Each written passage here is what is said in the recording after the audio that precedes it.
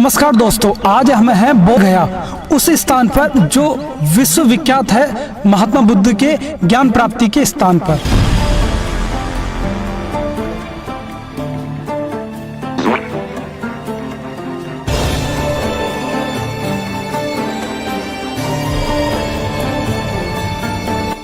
बोध गया वो स्थान जहां माना जाता है कि महात्मा बुद्ध को ज्ञान की प्राप्ति हुई थी।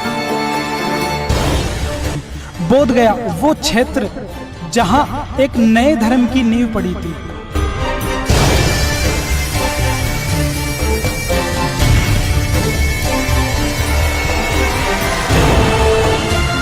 बोध गया वो जगह जहां पर एक साधारण से राजकुमार को असाधारण प्रतिभा का धनी बनाया गया।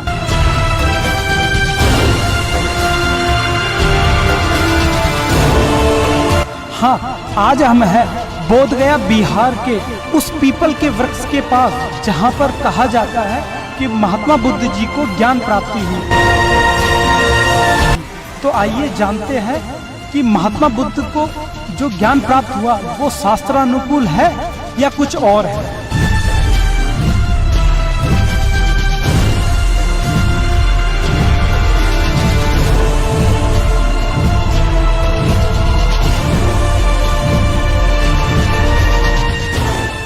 दोस्तों, आज हम आपको बौद्ध धर्म की उस यथार्थ सच्चाई से रूबरू कराएंगे जिसे आपने पहले कभी नहीं जाना होगा और ना ही सुना होगा, और बताएंगे कि बौद्ध धर्म में चल रही साधना हमारे पवित्र सदग्रंथों से कितना मेल खाती हैं तथा बौद्ध धर्म का अध्यात्म मार्ग में कितना योगदान है, तथा जानेंगे कुछ बौद्ध भिक्षुओं व अनुयायियों के विचार अध्यात्म और बौद्ध धर्म की साधना के बारे में, और उसका यथार्थ अध्यात्म ज्ञान से विश्लेषण करके संपूर्ण सत्य से आपको रूबरू कराएंगे।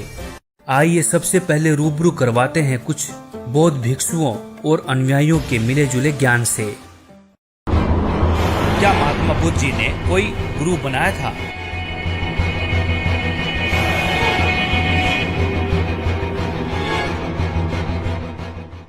नहीं, उनका कोई गुरु नहीं है। वो दृढ़ प्रतिज्ञा लेकर बैठ गए कि जब तक जिसको खोज है नहीं मिलेगा, जब तक यहाँ से नहीं उठूंगा, चाहे शरीर हमको क्यों न विलीन हो जाए। मतलब उन्होंने गुरु नहीं बनाया था, वैसे ही साधना की। हाँ, साधना की थी। तो मैडम, हम जानना चाहते हैं क्या महात्मा बुद्ध जी ने कोई गुरु बनाया था? हाँ, गुरु बनाया था। महाराज जी, हम जानना चाहते हैं क्या महात्मा बुद्ध जी ने कोई गुरु धारण किया था?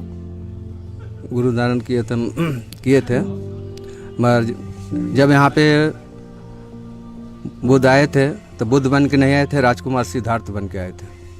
जब राजकुमार सिद्धार्थ को इस प्लेस पर जब ज्ञान प्राप्ति हुआ था तो यहाँ पे नाम चेंज हो गया था। वो सिद्धार्थ बन के आए तो बुद्ध बन के यहाँ से गए थे। जी, क्या जीवन में गुरु बनाना आवश्यक है? बुद्धिज्म में तो कोई आवश्यकता नहीं है। भगवान बुद्ध ने कहा कि अपो दीपो भवा, अपना दीपक स्वयं जलाइए। नहीं, उनका कोई गुरु नहीं है। हाँ, गुरु बनाया था। गुरु धारण किए थे।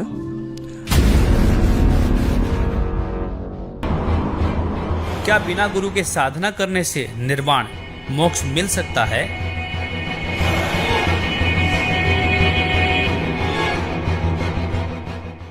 तो क्या बिना गुरु के मोक्ष पाया जा सकता है? एकदम पाया जा सकता है। तो क्या बिना गुरु के साधना करने से निर्वाण मिल सकता है? उनको तो मिला ना भाई। तो हम जानना चाहते हैं महात्मा बुद्ध जी और बौद्ध धर्म में भक्ति और मुक्ति का मार्ग क्या बताया है? Simple way. भक्त मतलब मैं समझ नहीं पाई, लेकिन मोक्ष मतलब जो भगवान बुद्ध है उन्होंने कहा है कि ये जो संसार है वो सफरिंग लाइक दुखम है ये। तो जब इनसे आप पार करते हो, इन संसार से पूरा पार कर मतलब बाहर निकलते हो, तभी आपको मोक्ष मिलता है। तो जो आपने बताया, क्या इसी मार्ग से मोक्ष हो सकता है? मोक्ष हो सकता है। मैं मोक्ष नहीं ढूंढ रही हूँ, मैं बस अपने मन की शांति ढूंढ रही हूँ। लाइक जब गुस्सा आता है तो मन शांत नहीं। महात्मा बुद्ध जी ने तो बताया था कि जीवन का अंतिम उद्देश्य साल्वेशन ही है, मोक्ष ही है। आप कहाँ तक सहमत हो इससे? वही है जो सैल्वेशन है, वो मन की शांति ही है। लाइक अगर जो आपकी जो लास्टिंग हैप्पीनेस जो है वो मोक्ष होता है मेरे। तो अगर वो आपको प्राप्त हो गई तो आप इस जितने भी आपके बाहर की जितने भी आउटर हिंड्रेंस है वो आपको इफेक्ट नहीं पड़ेगी। आपकी मन की शांति will be a lasting happiness.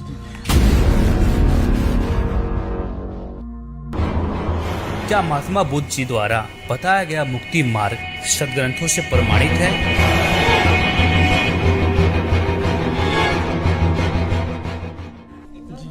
तो महात्मा बुद्ध जी ने जो भक्ति और मुक्ति का मार्ग बताया है, भगवान पाने का जो मार्ग बताया, क्या वो हमारे वेद गीता में प्रमाणित है? वो सिर्फ दुख को निवारण के लिए रास्ता बताए हैं, न कि कोई मुक्ति और न कोई स्वर्ग है न कोई नर्क। महाराज जी, क्या बौद्ध धर्म में गीता वेद आदि शास्त्रों को माना जाता है या नहीं माना जाता? नहीं माना जाता है। क्या बौद्ध धर्म ईश्वर भगवान के अस्तित्व को मानता है?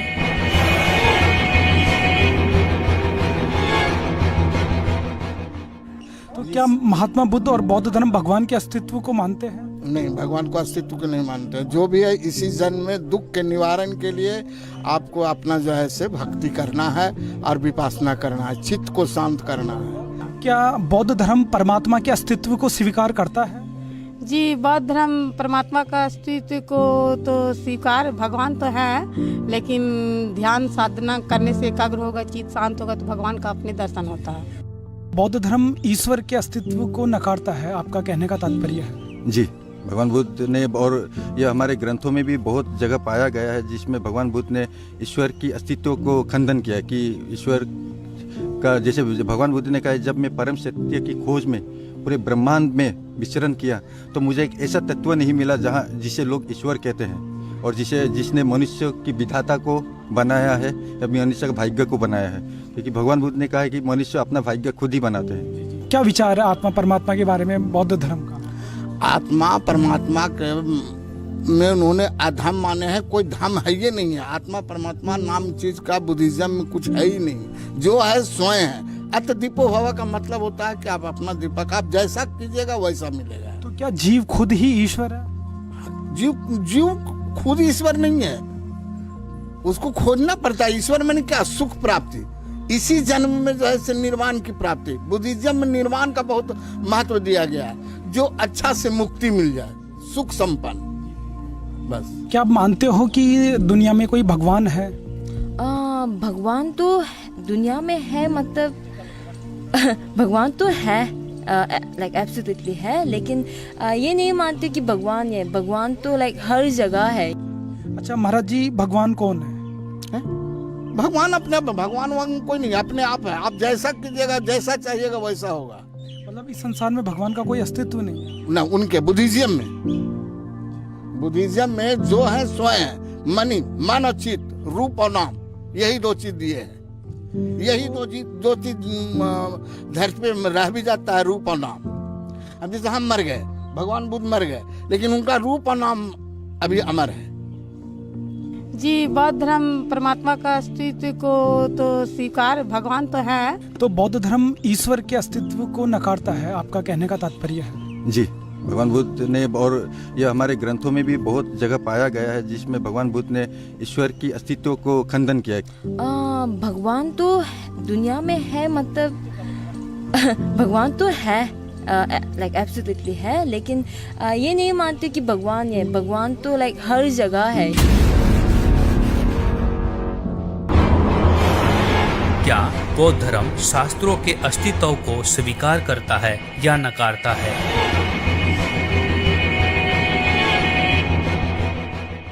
तो महाराज जी, हम जानना चाहते हैं, क्या बौद्ध धर्म शास्त्रों के अस्तित्व को स्वीकार करता है या नकारता है? क्या शास्त्रों का? वेद और गीता पुराणों को? नो, वेद गीता को उन्होंने नहीं माना है। तो महात्मा बुद्ध जी ने जब तप किया, फिर उनको इस वृक्ष के नीचे ज्ञान की प्राप्ति हुई, इसलिए उन्होंने कोई गीता वेद को आधार नहीं बनाया।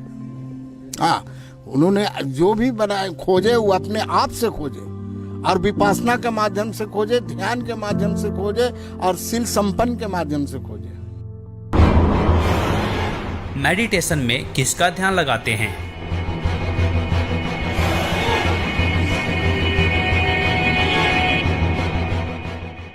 महाराज जी मेडिटेशन में आप किसका ध्यान लगाते हो?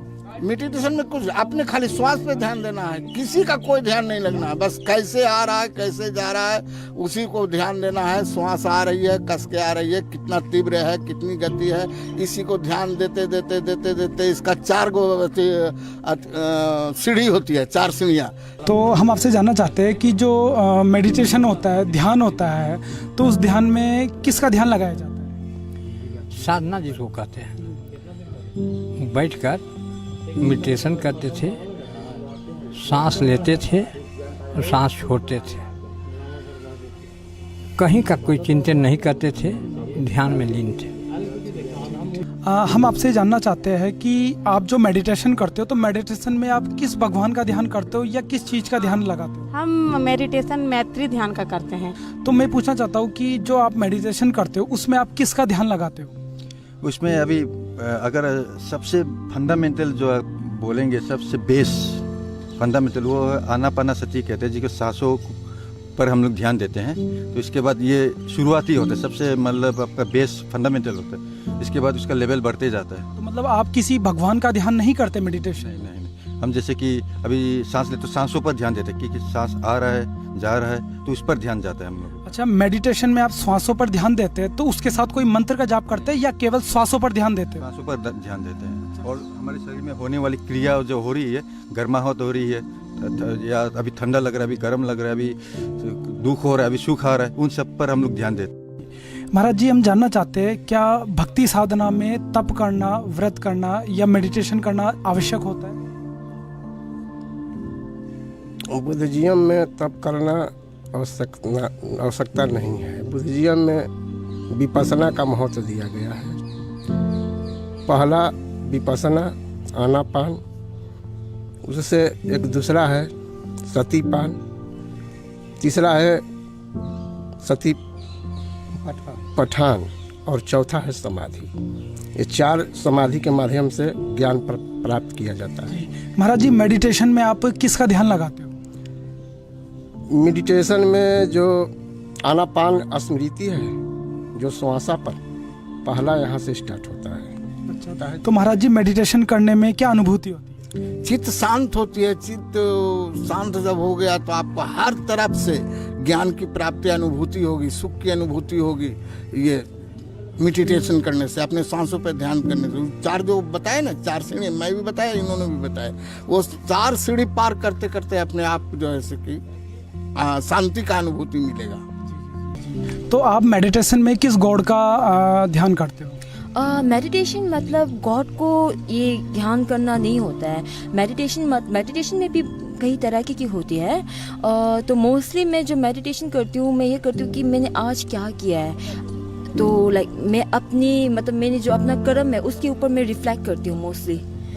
तो कि आज मैंने क्या पुण्य का काम किया, क्या मैंने गलत किया है, और अगर मैंने ये वाला चीज़ अगर मैं ऐसे करती हूँ तो उसका अंजाम क्या होगा। लाइक अगर मैंने कुछ गलत किया है तो मैं उसको कैसे सही कर सकती हूँ, अगर बाद में मैं दोबारा ऐसे ही कुछ मतलब ऐसे कुछ फेस करूँगी। तो ऐसे मेडिटेट करती हूँ। तो लाइक भगवान को ये करना थोड़ा मुश्किल है।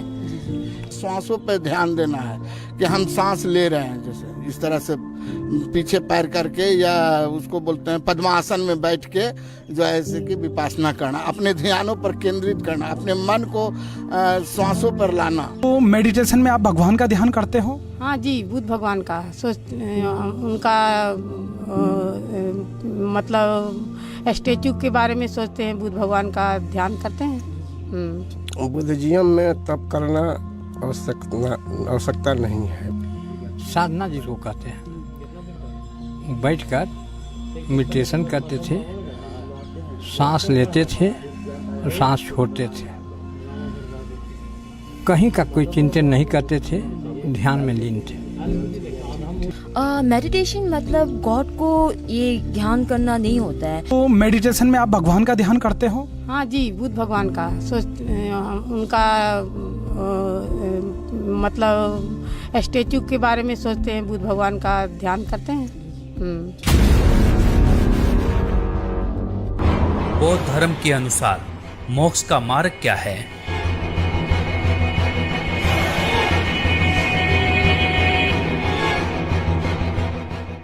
महाराज जी, हम जानना चाहते हैं कि बौद्ध धर्म में मोक्ष का मार्ग किसे माना गया है? मोक्ष का मार्ग आप जैसे कि हिंदुइज्म में मोक्ष कहते हैं, तो बुद्धिज्म इसको निर्वाण कहते हैं। निर्वाण तो निर्वाण किस साधना से, किस विधि से होता है बौद्ध धर्म के अनुसार?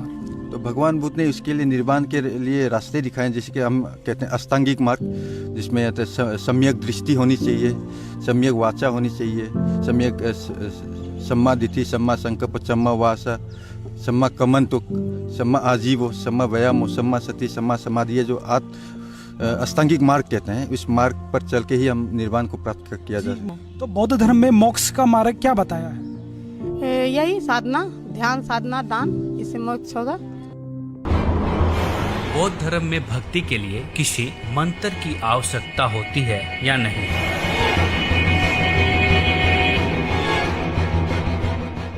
तो महाराज जी, भक्ति के अंदर या ध्यान साधना में किसी मंत्र की आवश्यकता होती है या नहीं होती? इसमें कोई मंत्र नहीं है, इसमें बस खाली सील है, नियम है बस। क्या बौद्ध धर्म मंत्रों की दीक्षा को मानते हैं कि मंत्र से मोक्ष हो सकता है? जी नहीं, बौद्ध धर्म मंत्र से नहीं मानते हैं। भक्ति साधना में मंत्रों की कोई आवश्यकता होती है या नहीं?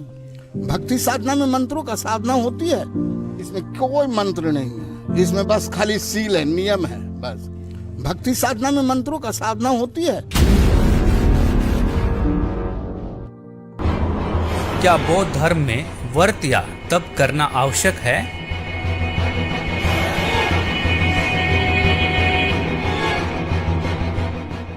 अच्छा, हम जानना चाहते हैं क्या बौद्ध धर्म में व्रत करने की परंपरा है? जी नहीं, इसमें मेडिटेशन ही, इसमें उपोषक लिया जाता है अमावस्या और पूर्णिमा को, और कोई व्रत नहीं इसमें है। महाराज जी, हमें जानना चाहते हैं कि महाराज गौतम बुद्ध जी ने निराहार रहकर पीपल के वृक्ष के नीचे बैठकर तप किया। क्या बौद्ध धर्म में तप करना और व्रत करना ये लागू है, सभी के लिए अनिवार्य है? हाँ, सभी कोई कर सकते हैं। अच्छा, व्रत करना सभी के लिए अनिवार्य है? अनिवार्य है, व्रत कर सकते हैं। इसमें अमावस्या है, पूर्णिमा है, अष्टमी है, एकादशी है, कर सकते हैं उस दिन। क्या व्रत करने से हमें आध्यात्मिक लाभ और भगवान की प्राप्ति में सहयोग होगा? आध्यात्मिक लाभ नहीं मिलेगा, लेकिन आपको शारीरिक लाभ मिलेगा। व्रत करने का तो हम एक आध्यात्मिक लाभ मानकर चलते हैं उसको, शारीरिक लाभ तो है ही, एक आध्यात्मिक लाभ के साथ साथ शारीरिक लाभ ज्यादातर है, आध्यात्मिक लाभ उसी पर होगा कि जो उन्होंने बताए हैं। अच्छा, हम जानना चाहते हैं क्या बौद्ध धर्म में व्रत करने की परंपरा है? जी नहीं। हाँ, सभी कोई कर सकते हैं। अच्छा, व्रत करना सभी के लिए अनिवार्य है? अनिवार्य है। आइए अब जानते हैं महात्मा बुद्ध और बौद्ध धर्म का वास्तविक इतिहास, कुछ अनसुलझे सवालों के जवाब तार्किक व आध्यात्मिक विश्लेषण के साथ।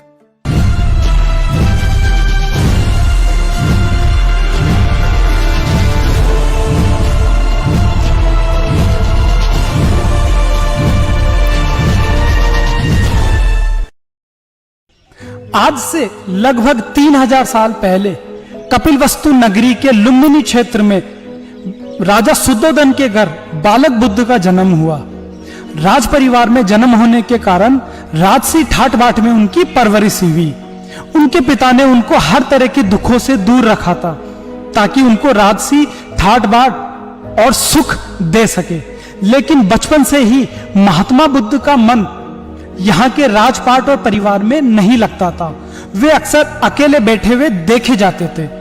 इसका कारण था कि महात्मा बुद्ध स्वर्ग से आई हुई आत्मा थी और एक राजकुमार के रूप में वो जन्मी थी।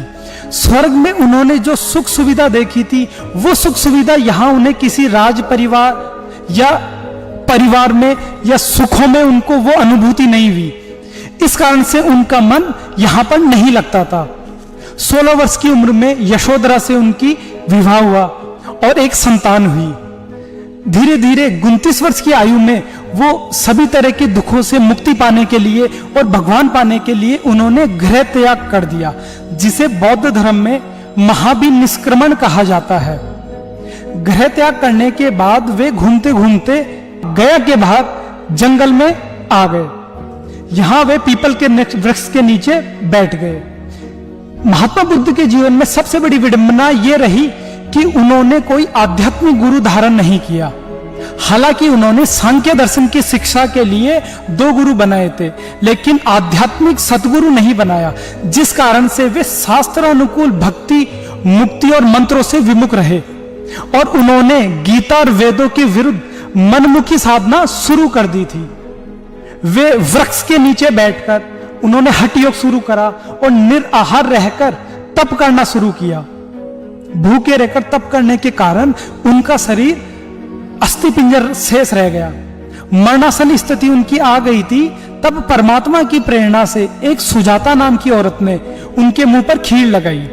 धीरे धीरे उन्होंने खीर खाई और फिर पेट भरकर भोजन खाया। उसके बाद उन्होंने अपने अनुभव की बात कही जो उन्होंने उन 6 सालों में साधना के दौरान अनुभव पाया था कि starvation could not lead to salvation, अर्थात भूखे रहने से भगवान प्राप्ति नहीं हो सकती। यही बात गीता अध्याय 6 श्लोक 16 में बता रखा है कि हे अर्जुन, यह भक्ति ना तो अधिक खाने वाले की और ना ही बिल्कुल न खाने वाले की सिद्ध होती है, अर्थात भूखा रहने से भक्ति सफल नहीं होती है। इसके बाद महात्मा बुद्ध जी ने कुछ अच्छी शिक्षाओं के और बातों के पॉइंट्स नोट कर लिए और उनका प्रचार घूम घूम कर देश और विदेश में करने लगे। बहुत सारे उनके अनुयायी बनने लगे क्योंकि महात्मा बुद्ध जी स्वर्ग से आई हुई पुण्यकर्मी आत्मा थी, उनके पुण्य शेष थे, इस कारण उनके वचन में शक्ति थी और वे अच्छा वक्ता थे, जिस कारण से सभी लोग उनसे प्रभावित होते थे और साथ में एक विभिन्न वेशभूषा भी उनके लोगों के प्रभावित होने का कारण बनी। कई सारे राजा महाराजा और जनता उनके बताए हुए शिक्षा पर चलने लगे, उनके अनुयायी बन गए। इसके साथ साथ महात्मा बुद्ध जी ने अष्टांगिक मार्ग बताया, अर्थात 8 प्रकार के नियम बनाए कि जो इन नियमों का पालन करेगा वह भव तृष्णा से मुक्त हो जाएगा और निर्वाण प्राप्त करेगा, अर्थात मोक्ष प्राप्त करेगा। तो महात्मा बुद्ध जी द्वारा बताई गई शिक्षा और अष्टांगिक मार्गों से अनेक लोगों ने उसका पालन किया और उसका अंतिम परिणाम यह रहा कि जहां जहां महात्मा बुद्ध जी का ज्ञान प्रचार हुआ, ज्ञान फैला, वो सारे लोग नास्तिक बन गए क्योंकि उन महात्मा बुद्ध जी ने जो भक्ति खुद करी और अपने अनुयायियों को करवाई वो टोटली शास्त्र विरुद्ध थी, पूर्णतया वो शास्त्रों के विपरीत थी, जिस कारण से परमात्मा का कोई आध्यात्मिक लाभ नहीं मिला और भगवान का लाभ नहीं मिला। इस कारण से सभी लोग कुछ सैकड़ों सालों बाद सब ने नास्तिकता की विचारधारा पनप गई कि भगवान नहीं होता, इस संसार को उत्पत्ति करने वाला भगवान नहीं है, केवल नर और मादा से ही संसार की उत्पत्ति हुई है और काम यानी संभोग ही इस संसार की उत्पत्ति का कारण है। चीन, म्यांमार, रशिया, अनेक देश महात्मा बुद्ध की राह पर चलते हुए नास्तिक बन गए, जबकि परमात्मा प्राप्त संतों की वाणी में बताया है कि सतगुरु मिले तो इच्छा मेटे, पद मिल पदे समाना, चल हंसा उस लोक पटाऊ जो आदि अमर स्थाना, अर्थात जब सच्चा सतगुरु मिलेगा, तत्वदर्शी संत मिलेगा, वो आपको सत भक्ति देगा, शास्त्र अनुकूल ज्ञान देगा और सच्चे मंत्र देगा। उसके जाप से, उसके द्वारा बताई हुई भक्ति से सभी तरह की इच्छाओं समाप्त होगी और पूर्ण मोक्ष का मार्ग मिलेगा। इसके अलावा इच्छाओं को खत्म करने का और मोक्ष पाने का और कोई मार्ग शास्त्रों में नहीं बताया है। महात्मा बुद्ध द्वारा बताई हुई भक्ति से अनेकानेक देश नास्तिकता की कगार पर खड़े हो गए हैं। इसके अलावा महात्मा बुद्ध जी ने अपने जीवन में कोई सतगुरु नहीं बनाया, जबकि सभी शास्त्रों में प्रमाण है और हमारे सभी परमात्मा प्राप्त संतों की वाणियों में उदाहरण है कि गुरु बिन वेद पढ़े जो प्राणी, समझे न सार रहे अज्ञानी, यानी बिना गुरु के कोई भी भक्ति सफल नहीं हो सकती। इसके अलावा कबीर साहिब जी ने बताया है कि रामकृष्ण से कौन बड़ा, उन्होंने भी गुरु कीन और 3 लोक के वे धनी, गुरु आगे आधीन। विष्णु अवतार राम और कृष्ण ने भी गुरु बनाकर भक्ति की और संसार में एक उदाहरण पेश किया कि बिना गुरु के कोई भी भक्ति सफल नहीं हो सकती। निगुरे की भक्ति हमेशा व्यर्थ होती है, असफल होती है। ये उदाहरण देके संसार में हम सभी के लिए एक उदाहरण पेश किया, जबकि महात्मा बुद्ध जी ने कोई गुरु नहीं बनाया था। इस कारण से उनको और उनके अनुयायियों को मनमुखी साधना से कोई लाभ नहीं होना था और सारे साधक नास्तिकता की कगार पर खड़े हो गए हैं। एक आस्तिक नास्तिक से हमेशा श्रेष्ठ होता है, क्योंकि आस्तिक व्यक्ति के आगे चलकर शास्त्र अनुकूल भक्ति करने की पूरी पूरी संभावना होती है, लेकिन एक नास्तिक व्यक्ति की भक्ति करने की संभावना ही समाप्त हो जाती है। और महात्मा बुद्ध ने शास्त्र विरुद्ध भक्ति करके और अपने अनुयायियों को बताकर खुद भी महापाप के भागी बने और अनुयायियों को भी गलत साधना बताकर नरक का भागी बनाया। क्योंकि मनुष्य जीवन की कीमत बहुत अधिक है और गलत भक्ति करने से इस मनुष्य जीवन व्यर्थ हो जाता है, बर्बाद हो जाता है, उसकी श्वासों की कीमत खर्च हो जाती है। और आज महात्मा बुद्ध के बताए हुए मार्ग पर चलकर लगभग आधी जनसंख्या नास्तिकता की कगार पर खड़ी है। इसके अलावा महात्मा बुद्ध और बौद्ध धर्म के अंदर ये मान्यता है कि कोई ईश्वर नहीं है, यह सृष्टि अनिश्वर है, अर्थात बिना ईश्वर की है, इस संसार का कोई कर्ता नहीं है। महात्मा बुद्ध जी का यह विचार सरासर मिथ्या है, क्योंकि विचारणीय विषय है कि एक घर बिना मुखिया के और एक देश बिना राष्ट्रपति और प्रधानमंत्री के व्यवस्थित कार्य नहीं कर सकता, तो इतने बड़े बड़े ब्रह्मांड और घूमने वाले ग्रह परग्रह और लोग कैसे व्यवस्थित संचालित कार्य कर रहे हैं। हमारे सभी पवित्र सदग्रंथों में गीता, वेद, पुराण, कुरान, बाइबल, सर्व ग्रंथ धर्म ग्रंथों में पूर्ण परमात्मा का अस्तित्व को स्वीकारा है और बताया है कि परमात्मा है, साकार है, सशरीर है, राजा के समान दर्शनीय है और उसका नाम कबीर है, जिसे वेदों में कबीर देव कहा है, युवा कबीर, कबीर बताया गया है। कुरान में उसे कबीरा, खबीरा, कबीरन कहा है। इसके अलावा बाइबल में उसे ऑलमाइटी गॉड इज कबीर कहा है और गुरु ग्रंथ साहिब में उसे हक्का कबीर, धानक कबीर, जुलाहा कबीर बताया गया है। और संतों की वाणियों में ठोकर प्रमाण बताया है कि वो काशी वाला कबीर ही पूर्ण परमात्मा है, जो धानक के रूप में यहाँ 120 साल लीला करके गया था। गुरु ग्रंथ साहिब और कबीर वाणी में प्रमाण है कि परमात्मा कबीर है और वह सर्व अंग युक्त है। परमात्मा के एक एक अंग की बहुत सुंदर व्याख्या की गई है, जबकि बौद्ध धर्म परमात्मा के अस्तित्व को नकारता है। इसके अलावा बौद्ध धर्म में जो घोर तप और मेडिटेशन को मोक्ष का मार्ग बताया जाता है, इसके विषय में गीता जी में निर्णायक ज्ञान बताया है। अध्याय 17 श्लोक 5 कि जो साधक शास्त्र विधि से रहित मन कल्पित घोर तप को तपते हैं, वे दंभ और पाखंड से युक्त, अर्थात वे पाखंड और अभिमान, कामना और आसक्ति से युक्त है। अर्थात गीता और वेदों में घोर तप और ध्यान साधना को पूर्णतः व्यर्थ बताया है। इसके लिए पूर्ण परमात्मा कबीर साहिब जी और उनके साक्षात्कार करने वाले संतों ने बताया है कि परमात्मा प्राप्ति के लिए सहज समाधि लगाई जाती है।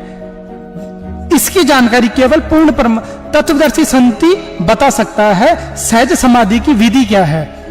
सो सदगुरु मन भावे जो सहज समाधि बतावे, अर्थात सच्चा सदगुरु होगा वही सहज समाधि अर्थात सहज भक्ति की विधि बताएगा।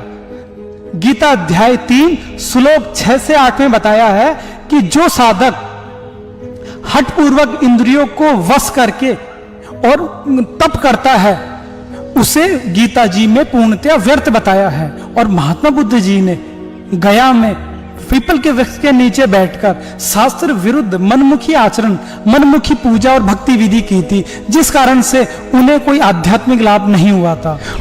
विश्व के सभी धर्म भगवान के अस्तित्व को स्वीकार करते हैं, लेकिन बौद्ध धर्म एकमात्र ऐसा धर्म है जो भगवान के अस्तित्व को नकारता है।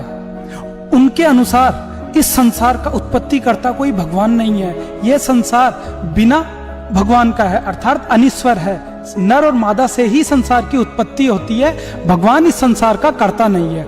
इसके विषय में गीता जी में बहुत ही निर्णायक ज्ञान बताया है। अध्याय 16 श्लोक 8 और 9 में कि जो साधक इस संसार को आश्रय रहित, सर्वथा असत्य और बिना ईश्वर के नर और मादा से ही उत्पत्ति मानते हैं और काम ही इसका कारण मानते हैं, ऐसे मिथ्या ज्ञान बताने वाले नासात्मा, मंदबुद्धि, मंद क्रूर कर्मी लोग जगत के नाश के लिए ही उत्पन्न होते हैं। तो महात्मा बुद्ध और बौद्ध धर्म के बारे में गीता जी ने कड़वे शब्दों में यह बात कही है। इसके अलावा बौद्ध धर्म शास्त्रों के अस्तित्व को नकारते हैं, अर्थात गीता और वेदों को वो नहीं मानते। विचारणीय विषय है कि जैसे एक पुत्र अपने परदादा के अस्तित्व को नकारे तो वह कितनी बुद्धिमत्तापूर्ण बात होगी। मानव जाति और भक्ति अध्यात्म का शास्त्र आधार होते हैं। सृष्टि में सबसे पहले वेदों का प्रकाश हुआ, उसके बाद मानव जाति का प्रकाश हुआ। तो जो वेद है वो हमारे भक्ति के, अध्यात्म के और संपूर्ण देव और मानव जाति के आधार है। यदि कोई मानव और कोई पंथ या कोई विचारधारा गीता और वेदों के विरुद्ध बात करे या वेदों को नकार दे, उसके अस्तित्व पर प्रश्न चिन्ह खड़ा करे, तो उनका ज्ञान सरासर मिथ्या है और मतभेद वाला है।